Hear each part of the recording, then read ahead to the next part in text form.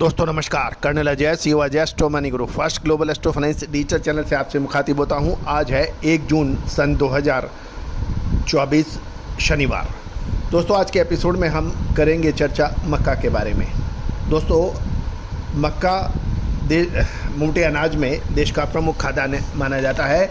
इसकी पैदावार के बारे में बात करेंगे, फसलों के बारे में बात करेंगे और निर्यात के बारे में बात करेंगे। दोस्तों उम्मीद है कि ये एपिसोड आपको पसंद आएगा। यदि आपको पसंद आए तो लाइक अवश्य कीजिएगा। साथ साथ एक और विनम्र अनुरोध, यदि आप हमारे चैनल पर नए हैं, पहली बार आए हैं और अभी तक सब्सक्राइब नहीं किया है, यदि चैनल पसंद आए तो सब्सक्राइब अवश्य कीजिएगा। साथ साथ एक विशेष सूचना दोस्तों, छोटे व मझोले किसान एवं व्यापारियों के लिए साप्ताहिक न्यूज़लेटर सर्विस मात्र 3,000 रुपये वार्षिक शुल्क पर उपलब्ध है। ये आपको मंडियों के भाव और सप्ताह में 2 या 3 कमोडिटीज़ के बारे में विश्लेषण आप तक प्रस्तुत होगा व्हाट्सएप पर। न्यूज़लेटर के लिए संपर्क करें, नंबर स्क्रीन पे दिया हुआ है। जानिए रिपोर्ट विस्तार से। दोस्तों खबर निकल के आ रही है। सबसे पहले तो हम आपको मक्का के दूसरे अग्रिम अनुमान के बारे में चर्चा करेंगे। दूसरे अग्रिम अनुमान के मुताबिक साल 2023-24 के लिए मक्के की फसल पिछले वर्ष 380.85 लाख टन से घटकर 324.70 लाख टन रहने की उम्मीद है, जिससे में 27.21 लाख टन ग्रीष्मकालीन फसल मक्के का उत्पादन भी शामिल है। गौरतलब है कि 2023-24 में खरीफ मक्का का उत्पादन पिछले साल 236.74 लाख टन से घटकर मात्र 227 लाख टन रह गया है, जबकि रबी सीजन का उत्पादन पिछले साल 116.9 लाख टन से घटकर 97.50 लाख टन से कम होने का अनुमान लगाया जा रहा है। दोस्तों मक्का ऐसी फसल है जो रबी और खरीफ दोनों ही सीजन्स में इसका उत्पादन होता है। गौरतलब है कि इस बार बिहार के अंदर कुछ अच्छी फसल के समाचार मिल रहे हैं। साथ साथ ग्रीष्मकालीन यूपी, हरियाणा व पंजाब की फसलें भी अच्छी अभी बाज़ारों में उपलब्ध हो रही हैं। खबर ये निकल के आ रही है कि अब चर्चा कर लेते हैं भारत के निर्यात के ऊपर। खबर निकल के आ रही है कि 2023-24 की अवधि में 4 साल के निचले स्तर पर मक्का का निर्यात पहुंच गया है। और यदि हम क्वांटिटी वाइज देखें तो इसमें लगभग 58% से अधिक की गिरावट दर्ज हुई है। और कारण गिरावट का निर्यात का इसमें ऊंची घरेलू कीमतें, कम फसल और एथनॉल, पोल्ट्री और स्टार्च इंडस्ट्री के अंदर मक्का की डिमांड बढ़ने के कारण बताया जा रहा है। यदि हम आधिकारिक इन्हीं ऑफिशियल डाटा देखें तो बांग्लादेश, वियतनाम और नेपाल भारत का प्रमुख मक्का का आयातक देश माने जाते हैं। और आयातक देशों ने भारत के मक्का के दाम अधिक होने से दूसरे देशों की तरफ रुख किया है। यदि हम आयात के देश में मक्के के निर्यात के आंकड़े देखें तो साल 2023-24 के दौरान पिछले साल के 34.53 लाख टन के से घटकर मात्र 14.42 लाख टन रह गया है, जो लगभग 58% से अधिक है।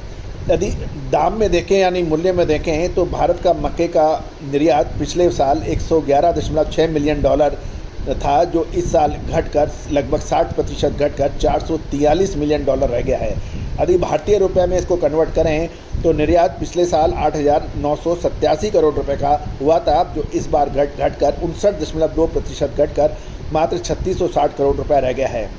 वियतनाम, जो कि एक बड़ा आयातक देश माना जाता है मक्का का, भारतीय मक्का का, साल 2023-24 के दौरान 6.88 लाख टन की खरीदारी वियतनाम ने की थी भारतीय मक्के की।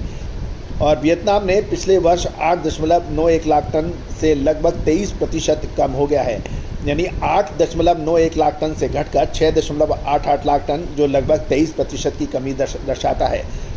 नेपाल ने साल 2023-24 के दौरान लगभग 3.78 लाख टन मक्के की खरीदी की थी, जो इस बार घटकर नेपाल भारत का दूसरा सबसे बड़ा मक्के का खरीदार माना जाता है। इस वर्ष के दौरान नेपाल का निर्यात पिछले वर्ष से 3.91 लाख टन से लगभग 3.33% गिरा है। पिछले साल 3.91 लाख टन किया था, इस साल 3.78 लाख टन किया है। और ये भी ध्यान देने वाली बात है कि बांग्लादेश भी भारत से मक्के का एक बड़ा खरीदार माना जाता है, लेकिन बांग्लादेश ने भी बड़ी तेज़ी से भारत से मक्के के निर्यात में कटौती की है। क्योंकि भारतीय मक्के के दाम ग्लोबल कॉर्न मार्केट में या मेज मार्केट में महंगा बताया जा रहा है। साल 2023-24 के दौरान बांग्लादेश का निर्यात पिछले साल 17.09 लाख टन से लगभग 88% गिरकर मात्र 2.08 लाख टन रह गया है। यानी पिछले साल जहां 17 लाख टन से अधिक के निर्यात था, इस बार मात्र 2.08 लाख टन रह गया है, जो लगभग 88% है।